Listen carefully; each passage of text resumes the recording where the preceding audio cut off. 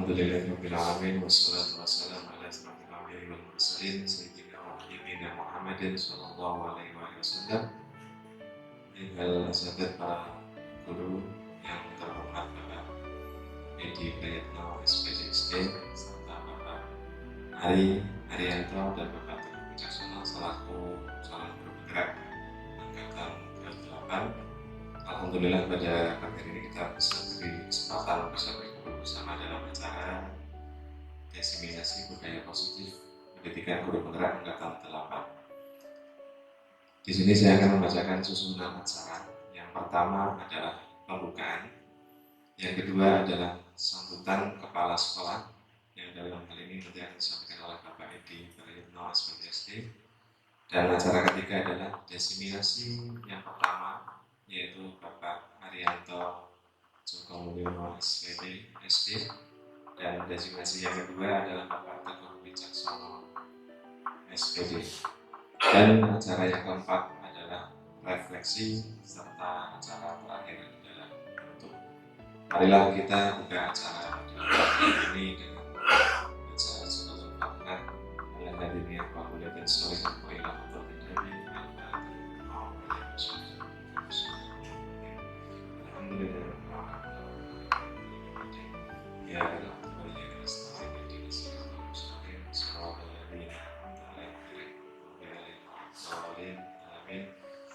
Mudah-mudahan dengan bacaan surat Al-Fatihah ini acara diseminasi pada pagi hari ini bisa berjalan dengan baik dan lancar. Menginjak acara selanjutnya yaitu sambutan yang dalam hal ini akan disampaikan oleh Bapak Kepala Sekolah, yaitu Bapak Edi Prayitno SPDSD, dan dilanjutkan oleh prosesi diseminasi oleh Bapak Arianto Joko Mulyono SPD. Kepada Bapak Edi Prayitno SPD, waktu dan dipersilakan. Assalamualaikum warahmatullahi wabarakatuh.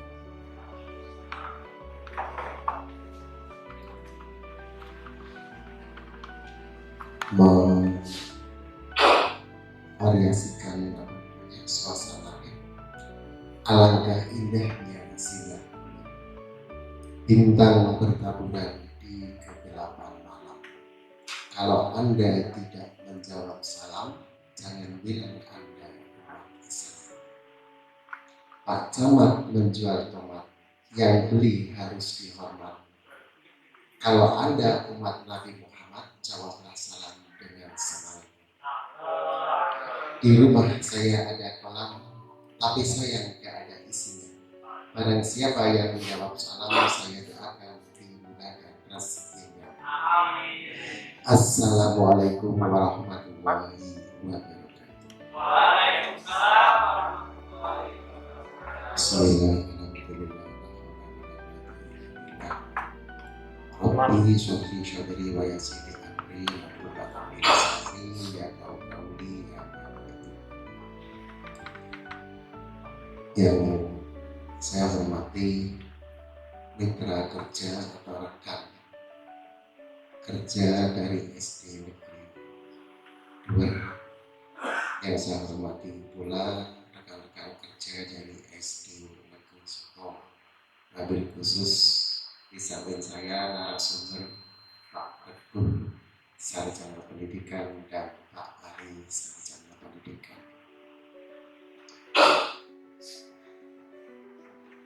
Bapak Ibu semuanya, ada 2 poin sebenarnya hari ini.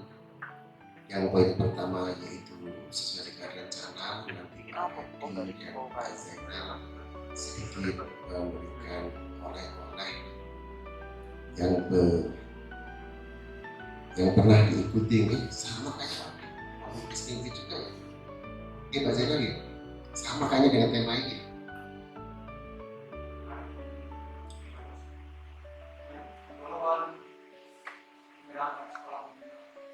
GSM ya, mudah-mudahan nanti tadi sesuai dengan pesan Pak Teguh, Pak Zainal, Pak Hadi, cukup kita berbagi yang inti-inti saja ya, nanti selanjutnya bisa di luar forum ini.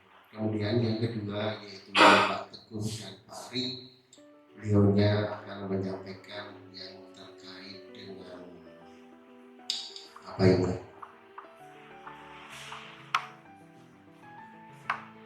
Melukis mimpi pendidikan dengan meraki. Karena sedikit hari ya. Yang pertama yaitu memiliki cinta kasih, kehadirannya di tubuh anak-anak Bapak Ibu ya. Perlu saya sampaikan pesan, walaupun kita sudah mau jadi guru, minimal yang mengingatkan kembali ketika anak-anak kita itu sulit untuk ke sekolah dan Bapak Ibu guru memberikan kesan yang baik terhadap anak-anak, maka yang tadi bangunnya siang pengennya pagi, yang si libur pengennya masuk dan sebagainya, yang mudah-mudahan bisa diharapkan memiliki cinta kasih sayang dalam mendidik. Seberat apapun yang kita lakukan, apapun yang kita hadapi di sekolah ini, ya lebih-lebih anak-anak yang di SD di sekolah, ya ada beberapa anak-anak yang betul luar biasa. Di bawah kita harus tetap sabar menghadapi anak-anak yang saya bilang lebih aktif atau lebih perlu banyak perhatian. Mengingat anak-anak sekolah kan SD khususnya ini perlu banyak sekali perhatian dan bimbingan. Kemudian ragam rasa dan budaya yang hadir di dalam ruangan kelas, ciptakan suasana sekolah menjadi suatu sekolah yang variatif sehingga anak kita tidak jenuh ya, lakukan apapun untuk anak-anak kita tinggal anak-anak tidak terasa bahwa anak-anak kita ajak di dalam suasana belajar sambil bermain. Saya kehilangan Pak Agung ini sebentar lagi ya, selaku CGP. Sebenarnya masih dibanggakan, Soko ada CGP, Iwat ada CGP. Namun ternyata Allah Maha Adil, saya diberi lagi CGP angkatan ke-9 kan ya Pak ya. Nah ini Pak Firdaus. Nanti saya berharap rekan kerja yang lain akan menyusul, karena pendaftaran tanggal berapa lagi Pak Ari? Pak Ari saya hafal nih. Dari mulai tanggal 17 Juli sampai dengan 4 Agustus kita masih punya kesempatan hampir 10 hari malah ya. Saya berharap rekan-rekan nanti bisa ikut menyusul untuk mengikuti CGP. Bagaimanapun ya saya hanya bisa mendorong, bisa mendoakan, bisa mensupport. Apa sih maksudnya di sini? Ya saya tidak bukan semua itu demi karir panjenengan.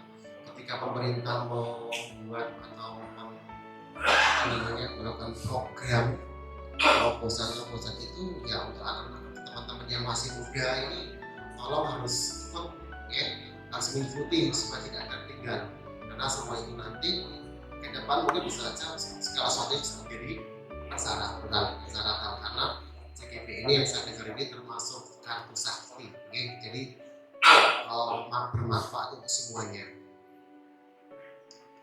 Yang terakhir Bapak Ibu, mungkin saya juga tidak terlalu panjang-panjang dan kurang bagus ini. Selamat mengikuti kegiatan diseminasi budaya positif dan sosialisasi melukis mimpi pendidikan dengan Meraki. Ya, saya sendiri belum tahu sehingga saya juga ingin mengikuti. Namun ketika ini hari ini juga ada persamaan acara, ketika nanti sebelum undangan dinas ini berakhir, insya Allah saya izin kalau belum kalau misalnya berakhir sebelum ya saya izinkan terakhir sudah nanti ini paling ya yang penting intinya cukup ya, intinya cukup. Moga ikuti kegiatan ini atau Meraki ini dengan seksama, tidak hanya ibadah atau pahala yang kita dapatkan Bapak Ibu dalam ilmu, wawasan, pola pandang ke depan dengan semuanya akan selalu bertambah, tidak ada ruginya ya, tidak ada ruginya kita menuntut ilmu ya Bapak Ibu ya, sehingga kita jangan jenuh-jenuh sesuai dengan pesannya para tokoh Nahdlatul Ulama ya. Dia mengatakan salah satunya yaitu ya jangan merasa jenuh mencari ilmu, tapi kalau jenuh mencari ilmu ya nikmati kebodohan. Jadi saja Bapak Ibu, mohon maaf bila ada segala kekurangan kehilafannya, kurang-kurang jalan sabar. jalannya tersendat karena tua. Semoga acara membawa berkah menjadi rahmat untuk semua. Wabillahi taufiq wal hidayah. Wassalamualaikum warahmatullahi wabarakatuh.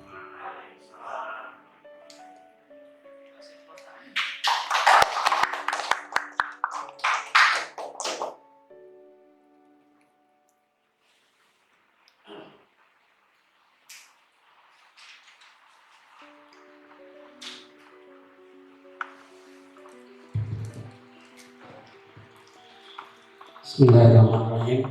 Assalamualaikum warahmatullahi wabarakatuh. Nah, coba nanti kita coba kalau dari gambar pertama yang jenengan lihat dulu apa Bu?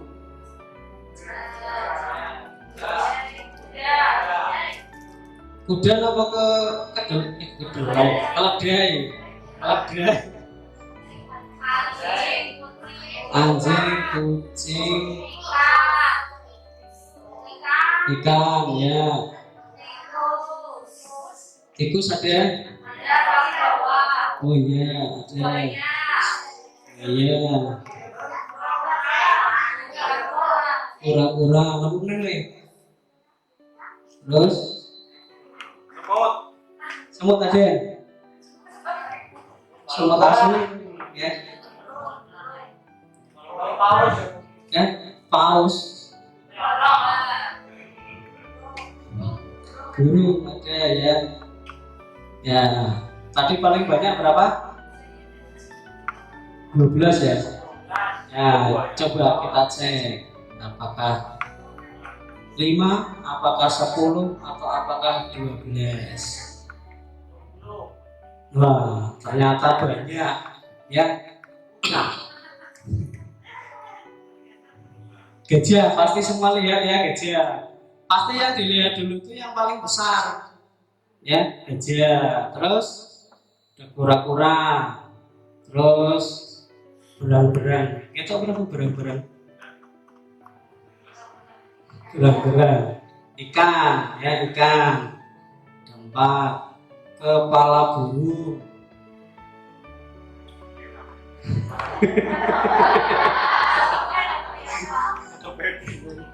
Lumba-lumba, buaya, ayam betina. Ada yang lihat ayam betina? Tidak terlihat, berarti kita masih kurang fokus ini sih ya. Sama seperti saya berarti, saya juga tidak lihat. Udah, nah ini lihat ya udah.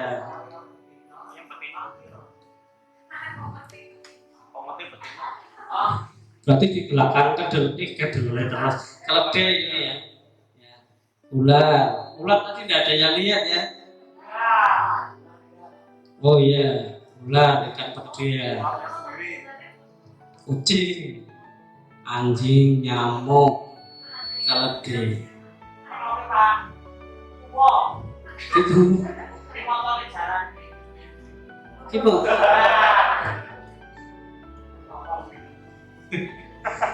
Ya oke, berarti walaupun sudah agak siang nih, fokusnya masih bagus-bagusnya. Paling tidak di atas 50% ya, bisa menebak gambarnya. Oke, sekarang masuk ke materi. Nah, ini sebenarnya di dalam modul 1.4 budaya positif ini ada 8 konsep inti. Yang pertama itu perubahan paradigma belajar, kemudian disiplin positif, lalu nilai-nilai kebajikan, kebutuhan dasar manusia, motivasi perilaku manusia, posisi kontrol guru, keyakinan kelas, dan segitiga restitusi. Namun mohon maaf ini Bapak Ibu, untuk kesempatan pada siang hari ini tidak akan kami bahas semua karena terbatas oleh waktu. Mungkin nanti di sebagian nanti kita lanjutkan di kesempatan berikutnya. Untuk saya nanti akan menyampaikan materi tentang disiplin positif, kemudian nilai-nilai kebajikan, kebutuhan dasar manusia, dan motivasi perilaku manusia.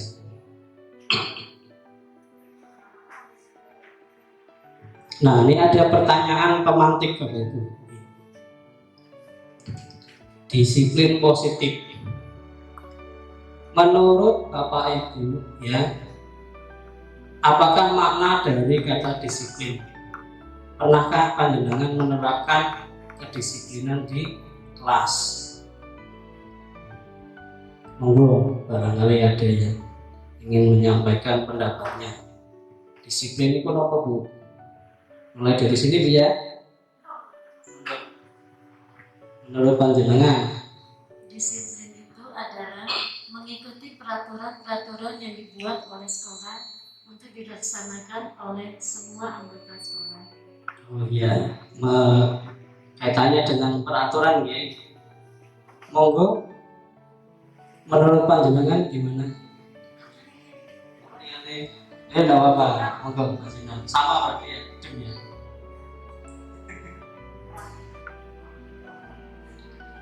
Terima kasih untuk makna disiplin yaitu sesuai dengan aturan memang sesuai dengan aturan ataupun tata tertib yang diterapkan di masing-masing SD atau masing sekolah masing-masing. Terima kasih.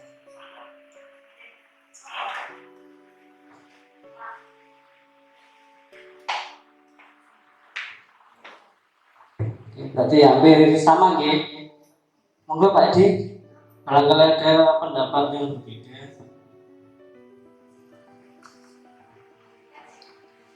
Disiplin kalau versi saya itu ya tindakan yang dilakukan oleh seseorang untuk mentaati sebuah aturan, di mana kalau misalnya aturan diterapkan di sekolah berarti yang melakukan semua aturan yang harus. Kalau disiplin di rumah berarti melakukan tindakan atau hal-hal yang sesuai dengan aturan di rumah kalian sebagai lingkungan maupun masyarakat instansi ataupun suatu negara. Itu saja. Oke, terima kasih Pak Edi. Hampir sama ya tentang peraturan disiplin. Berarti kalau kita melaksanakan peraturan boleh dikatakan kita disiplin ya. Monggo, barangkali ada pendapat beda yang belakang. Ini Pak Dede ini sedikit takut nih, sok anggo. Pakai SWOT kemarin pakai SWOT. Assalamualaikum warahmatullahi wabarakatuh. Kalau saya memandang disiplin yang hampir mirip sebetulnya ya. Disiplin itu suatu bentuk kesadaran dari tergantung subjeknya siapa, bisa dari murid kalau di sekolah, bisa dari tenaga guru atau tenaga kependidikan siapapun, itu yang kaitannya dengan peraturan, baik peraturan itu tertulis maupun tidak tertulis.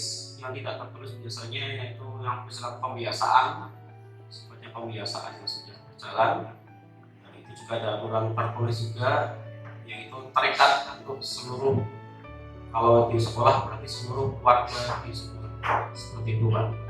Oh iya, disiplin. Oke, terima kasih Pak Dede atas pendapat yang disampaikan.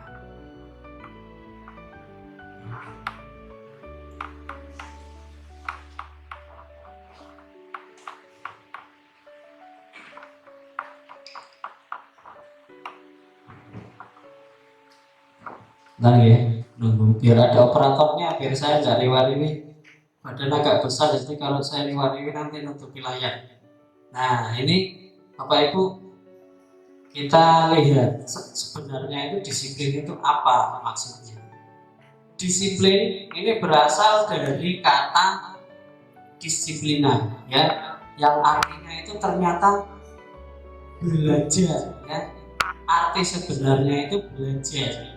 Disiplin itu mengacu pada disiplin diri yang memiliki tanggung jawab terhadap apa yang dilakukannya berdasarkan nilai-nilai yang diyakini.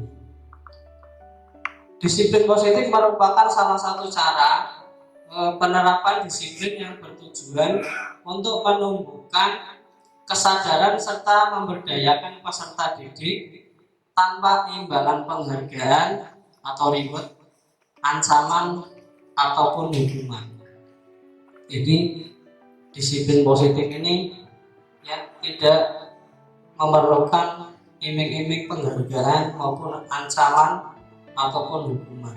Jadi diharapkan anak-anak kita itu bisa melaksanakan disiplin itu atas kesadarannya sendiri.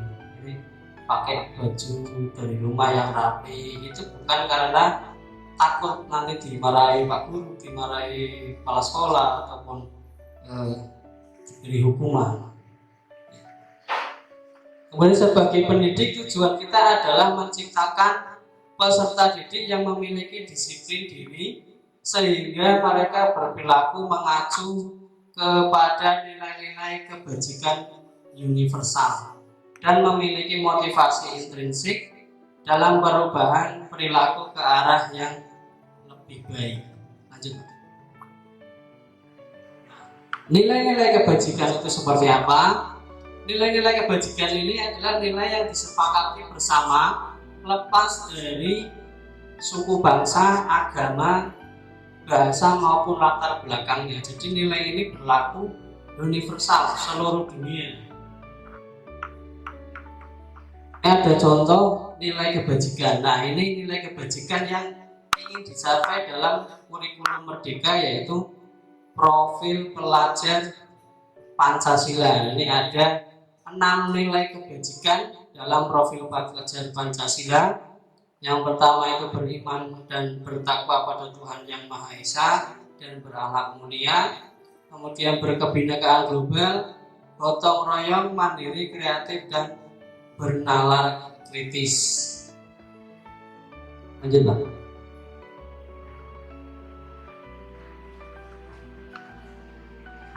Bereng Pak ya? Apa? Gimana?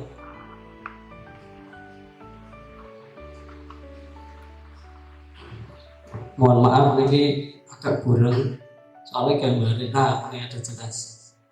Nah, sekarang masuk kepada kebutuhan dasar manusia, yaitu semua manusia itu termasuk kita, anak-anak didik kita itu memiliki kebutuhan dasar.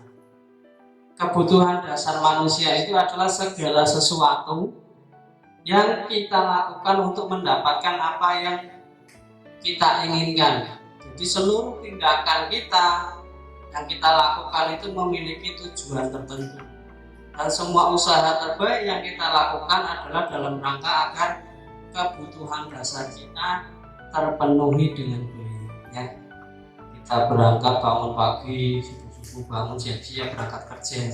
Ya, itu salah satunya untuk memenuhi kebutuhan dasar. Ya. Nah, kebutuhan dasar itu apa saja? Lanjut Pak. Nah, ini kebutuhan dasar manusia ini ada 5 Bapak Ibu. Ya. Yang pertama itu adalah bertahan hidup. Ya, ini meliputi kebutuhan akan makanan, pakaian, tempat tinggal, keamanan, dan kesehatan. Ya. Bapak Ibu kalau naik motor pakai helm apa tidak? Ya.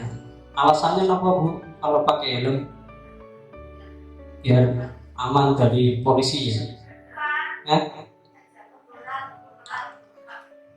Iya. Ada yang ya pakai helm biar nggak masuk angin. Nggak pakai jaket malah pakainya helm Bu. Jangan jalan kaki juga pakai helm. Oh, nanti masuk angin. Ya, ya. Jadi naik motor kita pakai helm jika alasannya memang biar ya kita nggak mengharapkan jatuh, tapi kalau terjadi sesuatu yang tidak kita inginkan ketika jatuh kepala kita aman ya, karena kepala itu yang paling vital ya, dilindungi. Nah, ini berarti kita melakukan hal tersebut untuk memenuhi kebutuhan bertahan hidup. Ya, seperti murid kita misalnya ya keamanan. Ya, ini juga sekolah harus menyediakan keamanan terkait murid-murid kita ya. Alhamdulillah untuk Soko dan buat ini insya Allah aman gitu. Kemudian kebutuhan dasar yang kedua yaitu kasih sayang dan rasa diterima. Yang meliputi rasa diterima, dipedulikan, berbagi kerjasama dan menjadi bagian dalam kelompok. Ini Bapak Ibu pernah menemui nggak? Misalnya dalam kelas belajar kelompok ada satu atau dua anak yang kurang aktif atau pasif di kelompok itu, diam sendiri, ya nggak mau ikut kerjakan, pasti ada ya. Nah itu mungkin saja dia belum ya terpenuhi kebutuhan dasar terkait kasih sayang dan rasa diterima. Nah ini tugas kita untuk mengetahui ya, karena begini, karena sikap atau perilaku anak-anak kita itu bisa saja itu penyebabnya karena salah satu dari 5 kebutuhan dasar manusia ini tidak terpenuhi ya. Misalnya lihat anak pagi-pagi lemes ya, belajar, yang lain aktif ya, lemes, anteng no ya, ditanyain diem, itu jangan langsung dimarahi gitu. Mungkin kita tanya dulu, barangkali dari rumah dia belum sarapan ya, jadi lemes, atau rumahnya banjir, nggak sempat makan ya, ataupun sedang tidak enak badan. Ini harus kita selidiki terlebih dahulu. Kemudian yang ketiga, kebutuhan dasar manusia yang berikutnya yaitu tentang penguasaan, harga diri, keinginan untuk dianggap memimpin, berprestasi, diakui dan didengar. Nah ini pasti di setiap kelas pasti ada 1 atau 2 anak ya, biasanya ini yang paling ingin menonjol ya, suka merintah teman-temannya ya. Nah itu ternyata perilaku tersebut itu karena dia ingin memenuhi kebutuhan dasarnya tentang penguasaan ya. Jadi seperti di sini ada ya, pengennya menang sendiri biasanya di kelas, pokoknya nek mau maju ya maju duluan, disuruh apa pokoknya harus nomor 1. Nah ini ingin memenuhi kebutuhan tentang penguasaan. Kemudian kebutuhan yang keempat, kebebasan. Ini meliputi mandiri, memiliki pilihan, mencoba hal baru, mampu mengendalikan arah dan dirinya. Nah ini juga mungkin di kelas panjenengan ya, di kelas saya juga pernah saya temui, misalnya kita pembelajaran seperti biasa dalam kelas, ternyata anak ini yang biasanya aktif atau tidak aktif, dia maksudnya kita tanya sarapan yang sudah, terus ya kemudian terjadi ternyata itu penyebabnya bisa saja bosan ya, bosan di dalam kelas terus ya, mungkin pengennya sekali-sekali belajar di luar kelas gitu ya. Jadi anak-anak kita itu pengen punya kebebasan ini ya. Sekarang itu merdeka belajar. Jadi guru itu sekarang menghamba pada anak didik. Jadi manut kalau anak didik kita butuhnya pengen belajar di luar kelas, manut ya. Jadi anak bebas memilih pengen belajar seperti apa. Kemudian yang terakhir, kebutuhan kesenangan. Nah ini bermain, humor, antusiasme, tertawa. Jadi kalau di kelas anak kok ada yang sering main ya, pagi-pagi berangkat main, nanti istirahat main, sudah masuk tetap main ya. Namanya anak-anak memang kodratnya anak Bapak Ibu nih, kodratnya anak itu ya bermain, dunianya bermain ya. Jadi tugas kita untuk mengontrol sebenarnya supaya mengendalikan kapan waktu bermain dan belajar ya. lebih baik lagi bisa belajar sambil bermain. Nah ini kebutuhan akan kesenangan ya, tertawa. Nah ini kalau ada anak di kelas jarang tertawa itu malah patut kita curigai ya, ada masalah apa ini kok anak tidak pernah ketawa ya. Ini di kelas saya ada ya, kadang sih ketawa ya ya jarang gue ketawa ya, saya selidiki masih susah ini, kadang ditanya nggak jawab soalnya ya, saya tanya sarapan dulu cuman diem ya. Oke lanjut Pak, itu tadi ya kebutuhan dasar manusia. Nah ini ada pertanyaan pemantik lagi Bapak Ibu. Sebagai seorang guru ya, saat Anda hadir mengajar di dalam kelas tepat waktu, dan motivasi apa yang mendasari tindakan Anda ya? Apakah Anda datang tepat waktu ke sekolah itu karena tidak ingin ditegur oleh atasan kepala sekolah, karena ditegur Pak Edi ya mangkat gaji ya, atau tidak Anda ingin menjadi orang yang menghargai diri Anda sendiri sebagai teladan bagi murid-murid Anda ya, karena Anda percaya itu tindakan kita sebagai guru itu akan dicontoh oleh murid-murid kita. Gimana? Ada yang berangkat pagi? Tidak ada yang telat Bu ya? SD tidak ada yang telat Bu? Alhamdulillah. Kalau panjenengan berangkat karena apa Bu? Berangkat Anda telat? Jenengan telat buatan? Alhamdulillah nggak pernah telat Bu ya. Kira-kira takut kali Pak Edi nopo pripun Bu? Nopo takut nanti TPP ini dipotong? Nah itu ya alasan-alasan gitu ya. Kemudian nih perilaku manusia itu dimotivasi oleh dua faktor ya. Yang pertama itu motivasi ekstrinsik dan motivasi intrinsik. Motivasi ekstrinsik ini motivasi dari luar dirinya atau lingkungan. Kalau yang motivasi intrinsik ini motivasi dalam dirinya sendiri, dalam hatinya. Untuk motivasi ekstrinsik ini terbagi menjadi dua. Yang pertama untuk menghindari ketidaknyamanan atau hukuman. Nah ini kadang ya, motivasi seseorang itu berbeda-beda ya. Bisa saja ya anak berangkat pagi ya, telat pagi-pagi sebelum masuk BTK sudah berangkat. Itu bisa saja motivasinya itu karena takut takut kena hukuman ya. Kalau telat Pak Guru di KC tidak boleh masuk. Nah, atau bisa saja dia seperti itu karena ingin mendapatkan imbalan atau penghargaan dari orang lain, ingin dipuji, pinter ya, berangkatnya pagi terus, tidak pernah telat.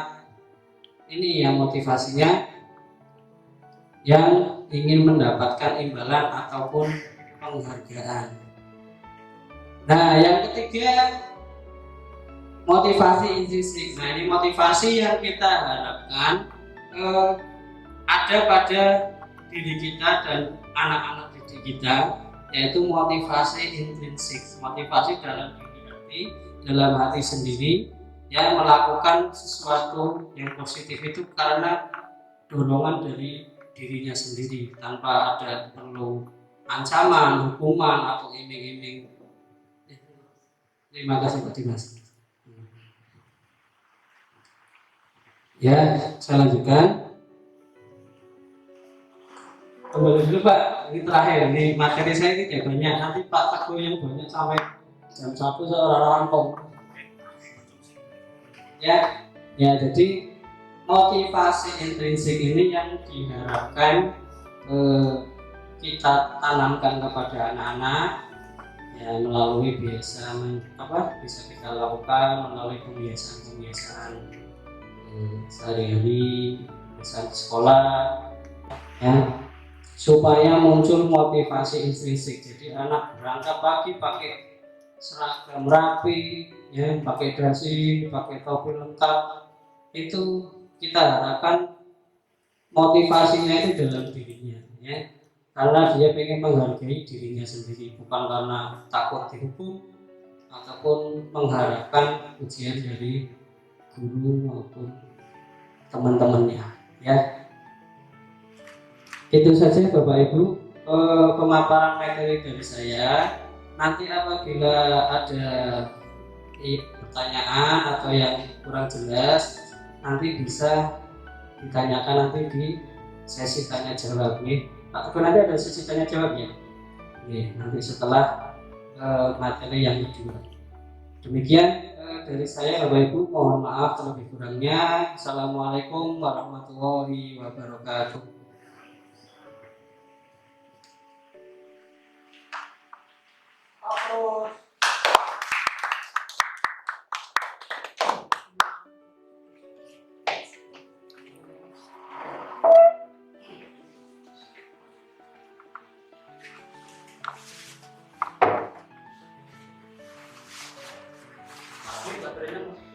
Masih Pak, masih ada Pak.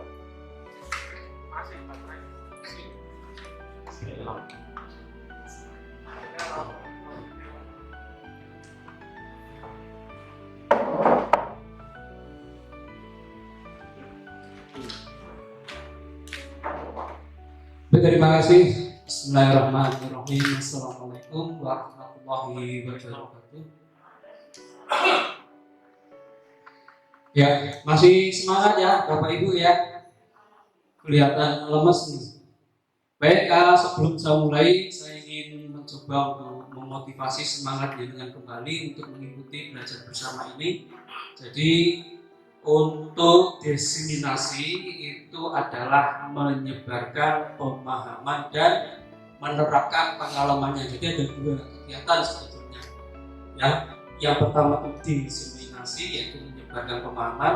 Anak yang kedua adalah penerapan pengalaman. Untuk penerapan pengalaman ini diharapkan setelah panjenengan ya Bapak Ibu semua mengikuti kegiatan diseminasi ini, mendapat sedikit ilmunya, bisa ya untuk berbagi kepada murid atau diterapkan terhadap muridnya. Baik, sebelum kita masuk ke materi utama, saya mengajak Bapak Ibu supaya motivasinya kembali ya, semangat seperti tadi pagi. Yuk kita tepuk siap belajar. Bisa ya? Ya, kalau muridnya bisa, gurunya harus luar biasa. Yuk. Jadi kalau saya bilang satu, tepuknya bilang yes, gitu ya. Contoh. Tepuk satu, tepuk dua, oke. Tepuk tiga, berarti semuanya. Tepuk empat, konsentrasi. Yang kelima, tepuk lima, berarti siap belajar. Ya, yuk contoh dulu. Tepuk satu, yes. Tepuk dua, oke. Tepuk tiga, semangat. Oke, orang oke. Konsentrasi. Konsentrasi. Ya. Tepuk lima, siap belajar. Tepuk satu, yes. Tepuk dua, oke. Tepuk tiga, semangat. Tepuk empat, konsentrasi. Tepuk lima, siap belajar. Jadi, hadiah Pak. Oke, kita mulai ya. Pentelas Pak.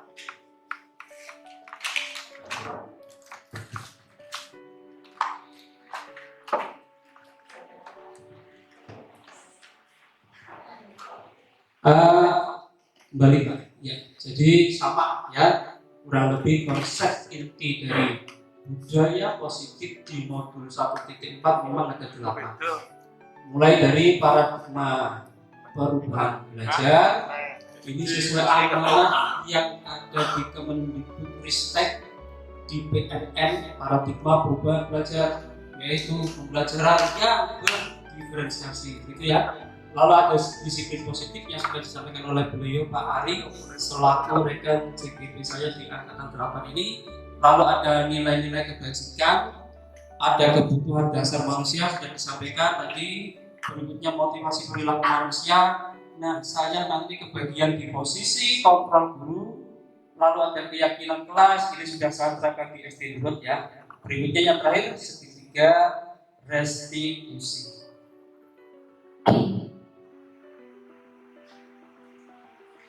Ya, untuk yang pertama, bagaimana kita untuk usaha guru untuk menyesuaikan proses pembelajaran di kelas guna memenuhi kebutuhan belajar individu siswa atau murid. Perlu Bapak pahami bahwa murid-murid kita satu kelas itu pasti memiliki potensi, minat, bakat belajar, keinginan belajar, motivasi belajar yang beragam, yang berbeda-beda. Ya, ada yang dia bisa memahami materi secara visual. Berarti guru ini gawe PPT, sing apik-apik, sing ono kartone, sing lucu-lucu, lalu ditampilkan dengan penjelasan baru dia paham. Lalu ada yang sifatnya auditory, hanya dengan mendengarkan seperti ini langsung ngerti, langsung paham maksudnya.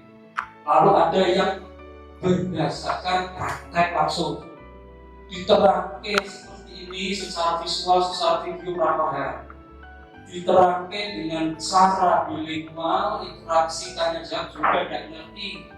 Ternyata dia mampu belajarnya dengan cara mencoba mempraktikkan langsung. Nah seperti itu. Maka ada kala muncul istilah belajar otodidak.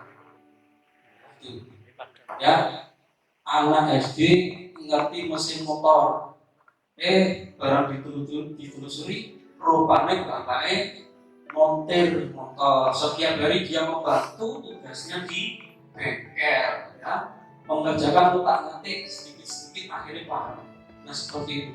Jadi dia melakukan, ya, doing there, langsung melakukan, maka dia paham. Nah, inilah momok masalahnya, miskonsepsi tentang teori kontrol. Jadi, ilusi guru mengontrol murid. Guru mengontrol murid itu sifatnya ilusi. Karena harusnya tidak boleh, ya. Ilusi bahwa membuat rasa bersalah mampu menguatkan karakter, benar tidak kira-kira? Nek orang murid sing nakal, murid kurang pandai, terus diberi nasihat-nasihat yang sifatnya membingungkan dan membuat dirinya menjadi bersalah. Yakin itu tidak akan benar, Bapak? Salah ya? Salahnya kenapa? Nah, menimbulkan rasa ketidakpercayaan diri. Anak menjadi tidak percaya diri, hanya meratapi kesalahannya, ya. Sehingga apa? Tidak muncul keberanian untuk belajar selanjutnya. Berikutnya miskonsepsi atau konsep yang salah tentang teori kontrol guru adalah bahwa semua penguatan positif efektif dan bermanfaat. Ini belum tentu benar. Nah, yang terakhir ilusi bahwa orang dewasa berhak memaksa. Guru orang dewasa, murid hanyalah seorang anak. Benar tidak bahwa guru harus mengontrol sepenuhnya atas kekuasaan diri murid? Jadi diatur sesuai dengan keinginan kita. Ya, saya ingin tanya di satu hal. Kelas kami itu apakah selalu salah atau bagaimana? Oh, kelas dulu itu selalu ramai, berarti definitifnya negatif. Yang begitu benar atau salah? Ya, kelas paksi ini kok setiap kali belajar ramai terus, berarti tidak baik nih. Nah, gitu. Konotasi yang semacam itu kira-kira sudah tepat atau belum? Belum tentu, ya kan? Kadang kita membuat suasana mencair dengan memaksimalkan potensi anak, ya. Kalau anak itu memang punya kemampuan lingual, ya, kemampuan bahasa yang luar biasa, mungkin kita tidak optimalkan, itu juga kurang baik.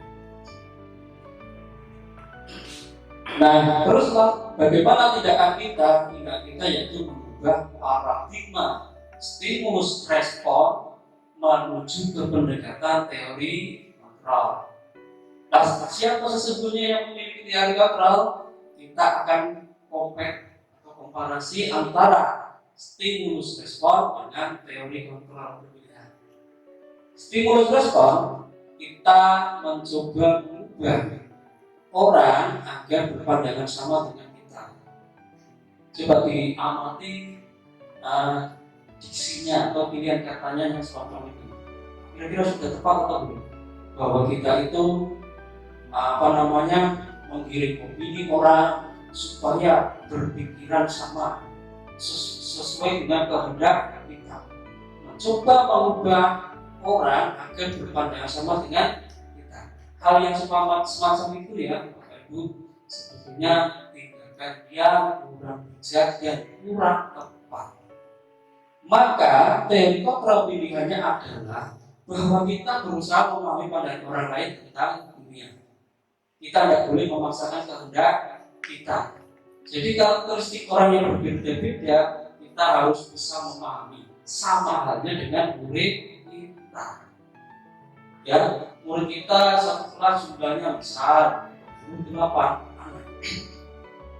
Tidak akan pernah mungkin 28 anak itu berkarakteristik sama. Ya, sifatnya sama semua.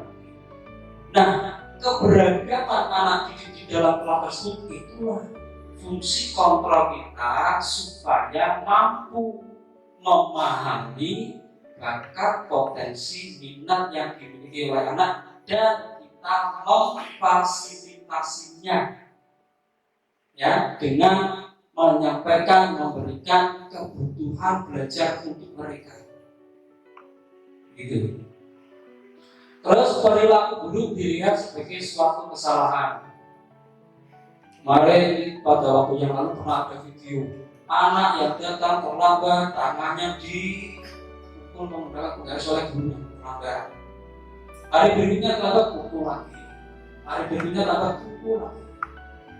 Gurunya tidak memberi kesempatan anak untuk memberi penjelasan. Perilaku buruk dilihat sebagai suatu kesalahan.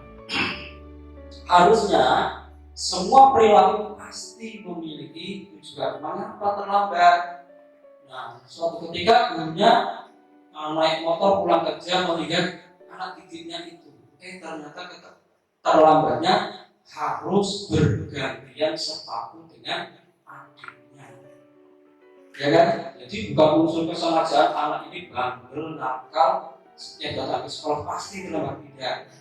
Karena kebutuhan dasar manusianya ternyata ada yang tidak tercukupi, yaitu secara materi keluarganya tidak mampu, tidak bisa memberikan sepatu. Sepasang sepatu itu akhirnya digantikan dengan inilah. Jadi kita harus ubah stimulus dari respon di teori kontrolnya. Kemudian orang lain bisa mengontrol saya, betul tidak? Betul tidak? Bahwa orang lain itu berhak mengontrol kita. Kalau seandainya di saku celana saya ini ada satu barang berharga yang menurut saya nilainya luar biasa dan harus mati-matian saya pertahankan, tidak boleh sentuh ke tangan orang lain. Barang berharga itu saya ambil, saya tutup. Anda kalau memerintah saya buka tanganmu, kira-kira saya harus mau atau tidak?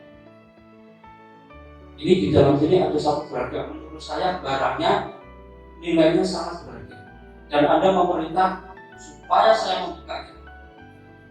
Kira-kira sikap saya harus bagaimana? Mempertahankan atau mengiyakan saja atau bagaimana?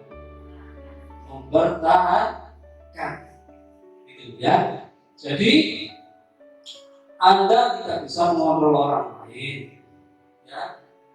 Nah, pemaksaan ada pada saat bujukan gagal. Kolaborasi dan konsensus menciptakan pilihan-pilihan yang baru. kemudian model berpikir menang kalah. Harusnya tidak begitu, harusnya win-win solution, ya kan? Ya berpikirnya itu yang baik-baik, ya. Menang, gitu kan ya. Baik untuk murid kita, baik pula untuk diri kita. Jangan Pak, belajar Pak, mana bimbang dong ya. Di dalam kelas terus bosan Pak. Tidak harus begitu. Pikirkan apakah koneksi materinya sesuai bila diajarkan di outdoor, di ruang luar, di ruang kelas. Kalau memang terhubung, ya kita ajarkan. Kalau tidak, berarti jangan. Kita harus sesuai. Nah, ini dengan nilai kebajikan ya Bapak Ibu, semuanya bisa menuliskan nilai kebajikan dalam bahasa Inggris magic word ya, kata-kata ajaib. Kalau yang di profil belajar Pancasila itu ya 6 dimensi ya, beriman, bertakwa kepada Tuhan Yang Maha Esa dan berakhlak mulia, kemudian mandiri, bernalar kritis, berpendidikan global, bergotong royong dan kreatif. IBO Primary Years Program itu menuliskan nilai-nilai kebajikan itu terdiri dari toleransi, rasa hormat, integritas. Ya. Itu integritas penting banget. Ya. Kemudian ini ada satu contoh Pak, integritas macam-macam itu integritas itu ya. Jadi integritas itu seandainya ada seorang polisi ya sudah mengantongi data DPO, data pencarian orang karena melakukan suatu tindakan kriminal, sudah ketemu targetnya, objeknya sudah ketemu, tempatnya sudah diketahui, sudah dikepung itu. Nah, anak buah tinggal eksekusi, top itu tangkap baru kita. Namun apa yang terjadi? Komandannya bilang tidak, kita pulang saja. Ternyata apa yang terjadi? Ternyata Pak komandannya belum menerbitkan surat perintah penangkapan. Nah, sedangkan orang yang DPO tadi, orang yang kurang berpendidikan, letaknya juga jauh, tidak ada masyarakat yang tahu, memberi argumen. Pak komandan tangkap saja, dia tidak akan ngerti hukum sama sekali. Lagian tempatnya kayak begini, tidak ada orang yang tahu.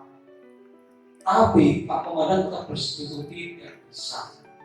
Justru kita harusnya memberi contoh kepada beliau bahwa kita penegak hukum, kita punya integritas.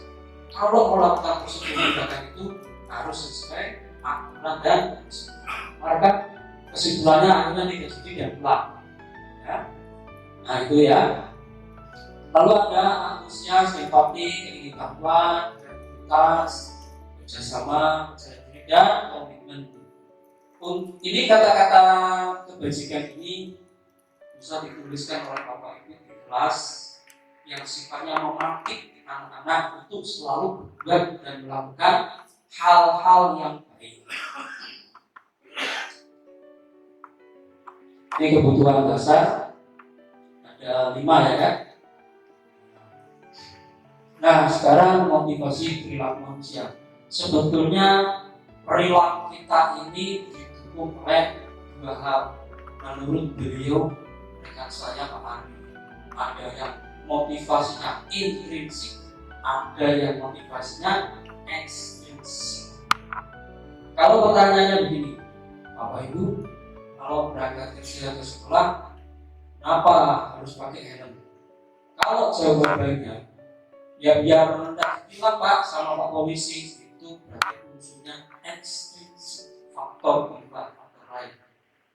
Tidak memikirkan motivasi dari dirinya. Harusnya yang intrinsik. Ya, yang untuk menjaga keselamatan diri sendiri. Ya, nah suami istri ini, ya, Bapak, badannya sudah segitu Pak, ya, dikondisikan dong perutnya. Nah, terus harus bagaimana? Ya larang ya. Itu pun motivasi ekstrinsik. Muncul keinginan untuk olahraga bukan karena kebutuhan akan kesehatan badannya sendiri, tapi karena dari istrinya. Jadi kalau olahraga ini nek orang didampingi istrinya ya sudah menjaga bayar rokokan gitu ya. Malah bukan sang istri ya nanti. Jadi untuk menghindari ketidaknyamanan atau hukuman atau untuk mendapatkan imbalan dan penghargaan ini adalah apa? Ini ya berdua ya, adalah motivasi perilaku manusia yang ekstrinsi. Nah, untuk yang intrinsik adalah yang untuk menjadi orang yang mereka inginkan dan menghargai diri sendiri dengan nilai-nilai yang mereka percaya. Nah, hukuman konsekuensi restitusi. Saya mau nanya nih, ya, di posisi mana Bapak Ibu? Hukuman konsekuensi restitusi. Jadi perbedaannya, kalau yang hukuman itu kita cara sama, tiba-tiba murid diketahukan berhenti. Contoh, siswa datang hari Senin, ada kegiatan upacara bendera, tapi tidak dilengkapi dengan atribut. Gurunya langsung aja refleks, ya sini, nanti kamu berdiri di depan ya. Nah, ketika siswa langsung berdiri di depan, berbaris dengan temannya yang ketahuan tidak lengkap atributnya, ini di dalam benak mereka tidak tahu selanjutnya apa nih, apa yang akan terjadi dengan saya, tidak tahu. Itu berarti unsurnya hukuman. Nah, terus bersifat satu arah, gurunya menginstruksikan kepada muridnya satu arah saja. Nah, hukuman itu jenisnya ada dua, secara fisik dan secara psikis. Saya punya pertanyaan yang agak menyulitkan dijawab. Kalau kasusnya begini, kira-kira jawabannya hukuman atau yang mana nih? Siswa masuk sekolah belajar, ketika ditanyakan tugas atau PR-nya, beliau tidak bisa menunjukkan, ternyata alasannya tertinggal di rumah. Tindakan yang dilakukan oleh si guru yaitu meminta muridnya keluar, kemudian mengerjakan soal sesuai dengan tadi. Yang seperti itu unsurnya berarti hukuman, konsekuensi atau restitusi. Kira-kira yang mana? Kalau restitusi itu Pak ya, dalam sana Pak, ya, dalam sana nih contoh, ini Pak Zainal masuk sekolah hari Senin tidak pakai atribut. Pak Zainal manggil, "Ayo sini, ya, kenapa tidak pakai atribut? Kan setelah diberikan baju baru. Kamu tahu, kalau begitu berarti apa yang harus dilakukan?" "Iya Pak, nanti saya setelah ini akan ke koperasi, beli bag, nanti itu suruh pasang." Itu konsekuensinya. Tidak kita menginstruksi anak, ya kan? Terus murid tetap dibuat tidak, karena ada efeknya, efek sampingnya ada tindakan yang dilakukan setelahnya. Konsekuensi. Kalau restitusi ini topik kita, yang akan kita bahas itu restitusi, yaitu proses menciptakan kondisi bagi murid untuk memperbaiki kesalahan. Proses kolaboratif antara guru dan murid yang mengajarkan murid nantinya untuk mencari solusi dirinya sendiri. Ini restitusi. Ya. Saya Bapak Ibu semuanya, bahwa untuk materi saya ini sebetulnya tidak ada waktu khusus untuk tanya jawab. Jadi di akhir ada muncul refleksi. Jadi kalau ingin bertanya atau menambahkan dan seterusnya, mengalir saja, silakan langsung. Pak, contohnya kalau begini bagaimana? Kita usahakan bersama, ya. Nah, ini materi yang pertama, 5 posisi kontrol guru. Ngaku saja, jujur saja, coba dihayati, diingat-ingat. Kita ini guru ada di posisi yang mana? Ada 5 ya. Penghukum, pembuat rasa bersalah, atau teman, atau pembantu, atau yang manajer. Kalau Bapak Ibu posisinya ada di mana nih? Yang sering biasa dilakukan dalam aktivitas sehari-hari. Pak Zainal yang mana Pak Zainal? Pemantau. Kalau Bu Rena yang mana Bu? Teman. Bu Asisya. Positif, maaf Bu. Yang mana Bu kira-kira Bu? Teman juga ya. Kalau Pak Hadi yang mana Pak Hadi? Ya, tapi saya yakin Bu, walaupun beri jawaban tapi sebenarnya belum tahu juga gitu ya. Hanya mengira-ngira kalau teman begini-begini gitu ya. Oke lah, nggak apa-apa. 5 posisi kontrol guru itu sebetulnya kalau kita ya semuanya pasti pernah mengalami. Ya pernah menjadi pembuku, pernah menjadi teman, pernah jadi pemantau, pernah juga membuat anak menjadi punya rasa bersalah, ya. Nah, tapi dari kami yang belajar di pendidikan guru penggerak ini, paling bagus adalah di posisi manajer. Ya, ini contohnya. Kasus siswa tidak memakai atribut saat upacara. Kalau pendukung kan tiba-tiba ya, itu ya definisinya ya. Berarti langsung nih. Nah, silakan kamu hormat kepada bendera sejam, atau yang tidak memakai atribut maju ke depan itu juga mendukung. Ya, kalau di sekolah semi militer semacam STBGM gitu ya, itu ada konsekuensi push up. Nah, itu hukum juga. Lalu membuat rasa bersalah. Nah, dinyatakan dengan kalimat berapa kali Bapak harus menentukan kamu selalu saja mengecewakan Bapak. Ini anak tahu gurunya kecewa, rasanya sakitnya di sini. Artinya anak akan merasa bersalah. Apalagi bilangnya begini, kamu sekolah apa enggak kasihan sama orang kamu loh, kerja panas ya kepanasan, hujan ya hujanan, kok kamu perilakunya di kelas seperti itu. Luar biasa, menjadikan anak menjadi memiliki apa? Rasa bersalah. Salahnya dengan bapak ibu kita bisa nangis kemana ya, nangis ya. Bapak ibu kecil buat saya kok saya di sini nakal gitu, membuat rasa bersalah.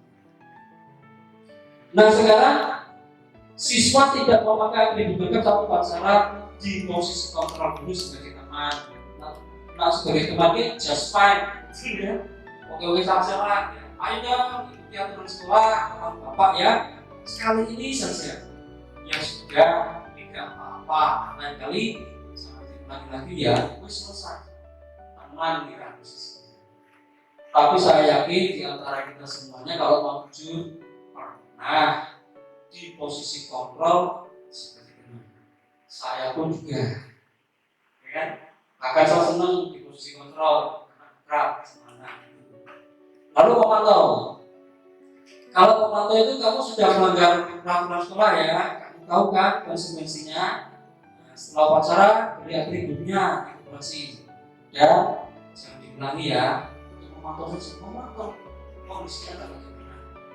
Tujuannya kan semuanya itu untuk mewujudkan budaya positif di semuanya baik, tapi perlu kami tegaskan di program pendidikan guru penggerak ini oleh Pak Samianto selaku fasilitator itu mengatakan nanti ke depan diupayakan diusahakan untuk posisi kontrol penduduk dikikis sedikit demi sedikit, bahkan kalau perlu dihilangkan.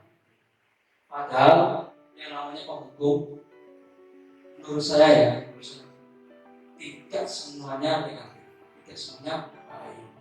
Ya bagi kita yang beragama Islam untuk pernah mendengar kisah ada anak yang pernah dipukul sama ibunya, dipukul yang tidak pernah diberitahu hingga puluhan tahun berikutnya anak tersebut dirasa sukses menjadi pejabat gubernur.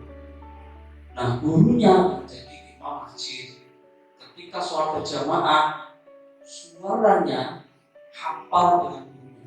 Ini imamnya walaupun saya tidak kedengaran seperti guru yang dulu.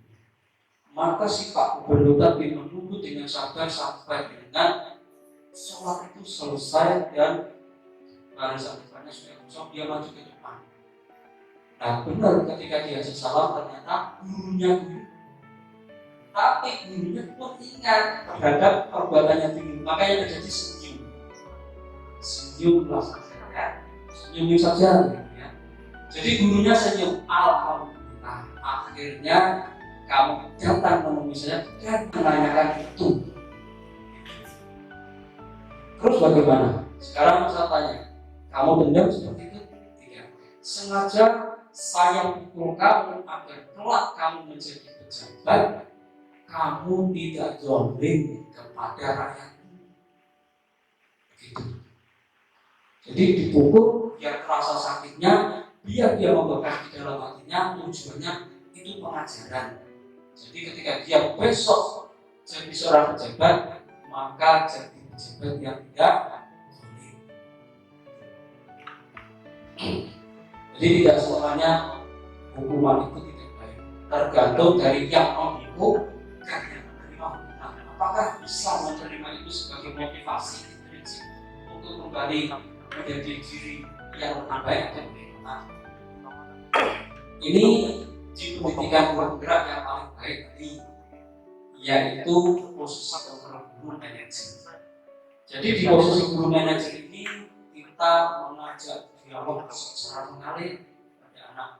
Tahu anak itu berbuat salah, langsung kita tidak justice. Kamu salah, kamu harus pindah. Ya.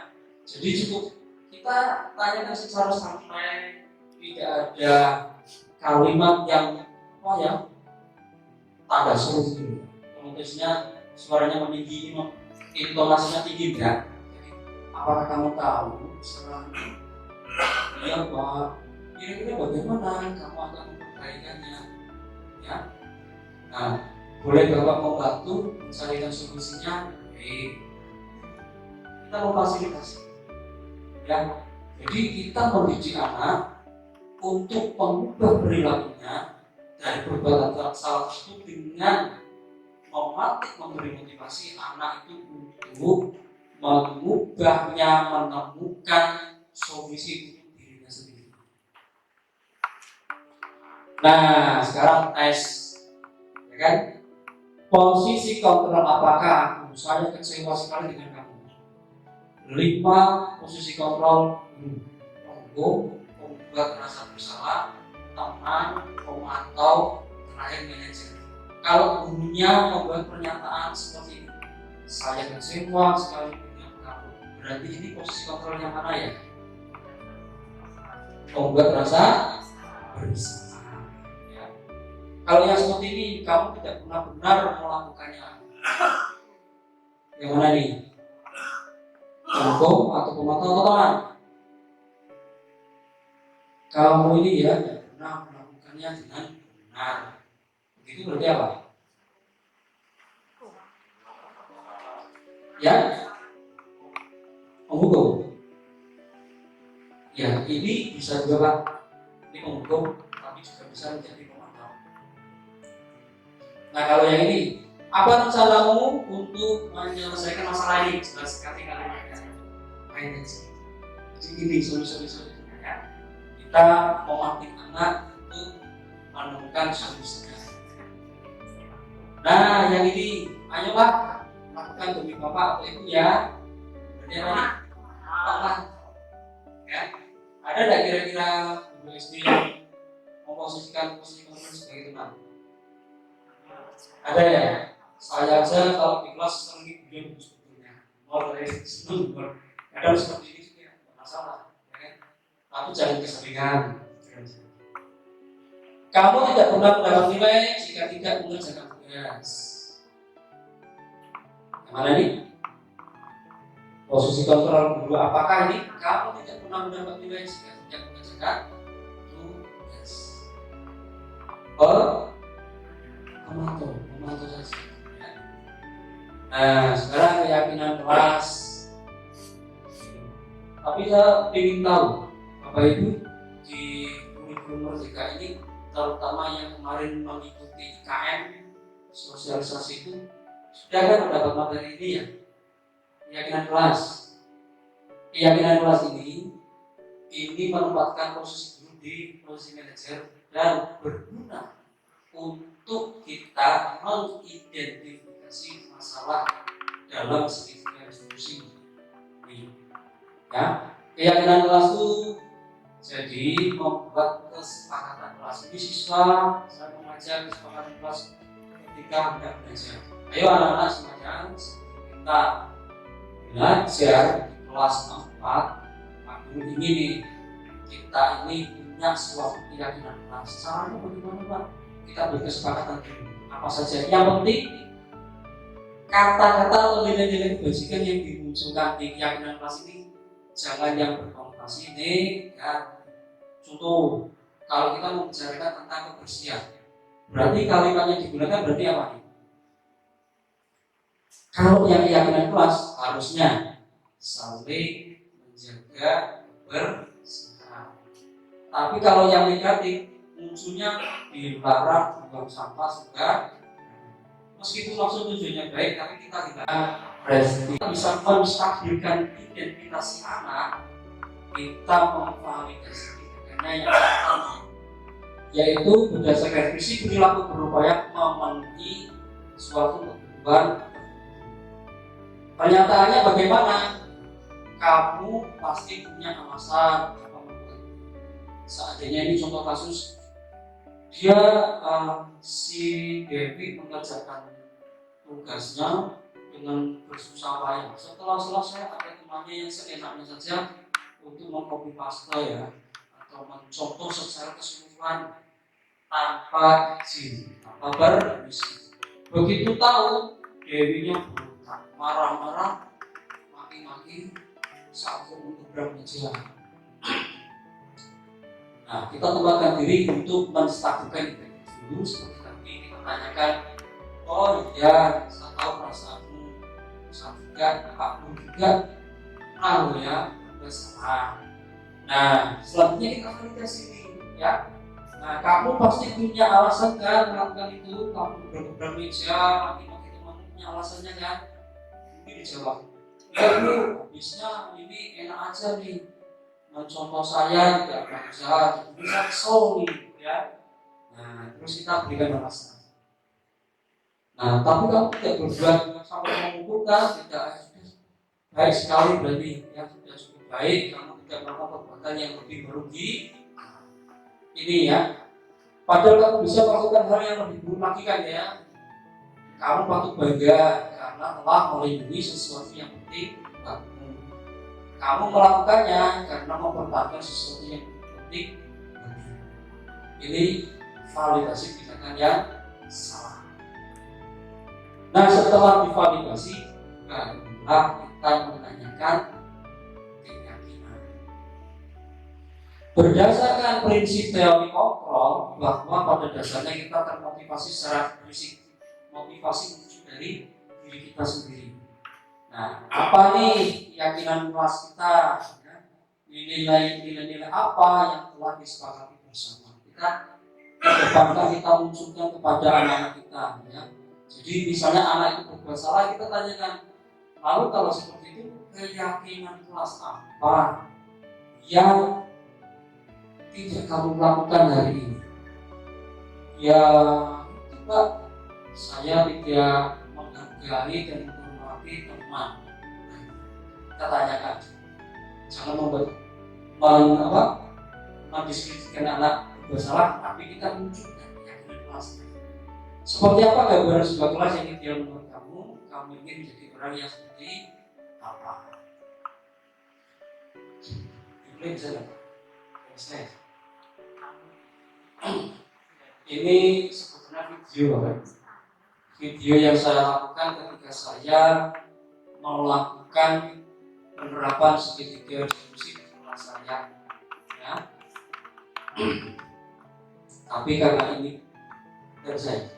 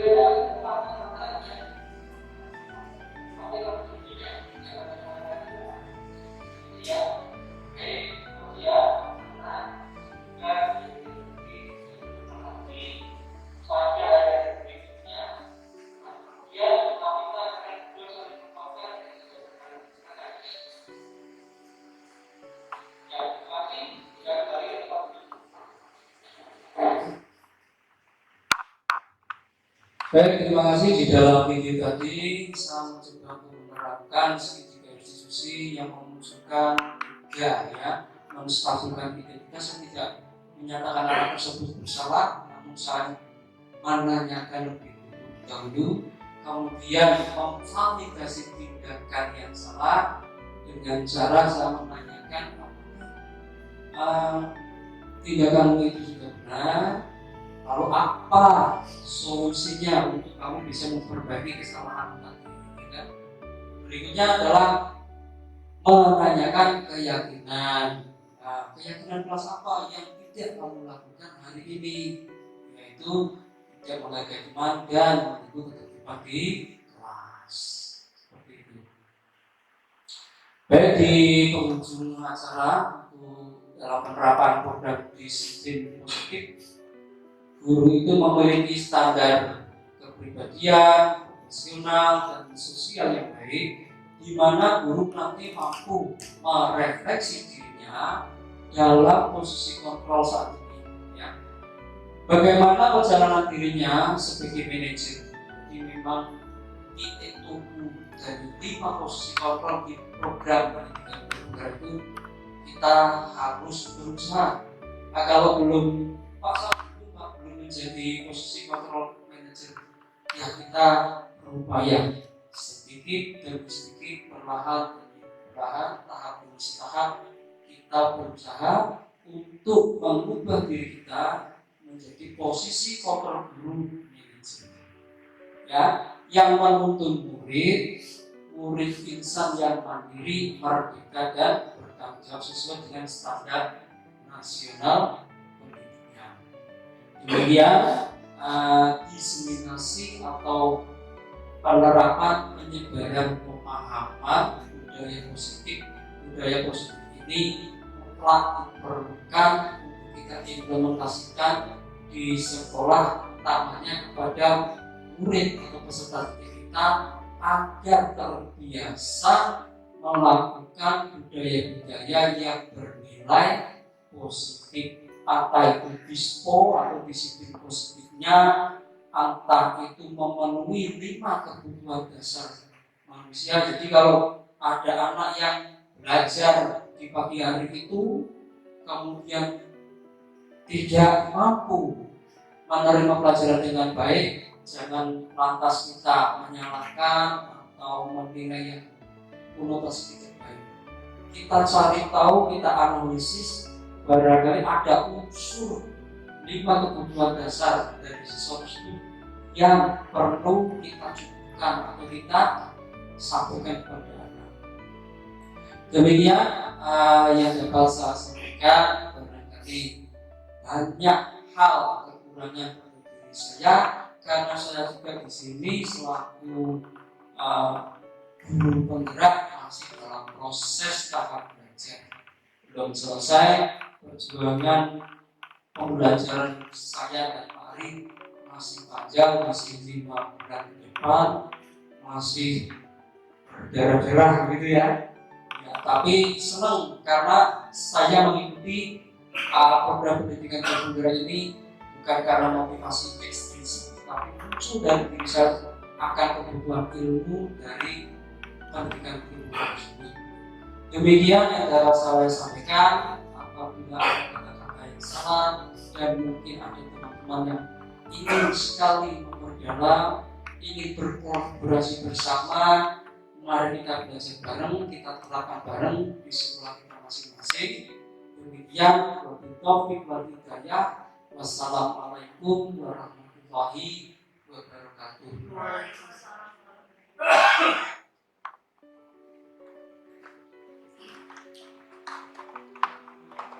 Mari kita.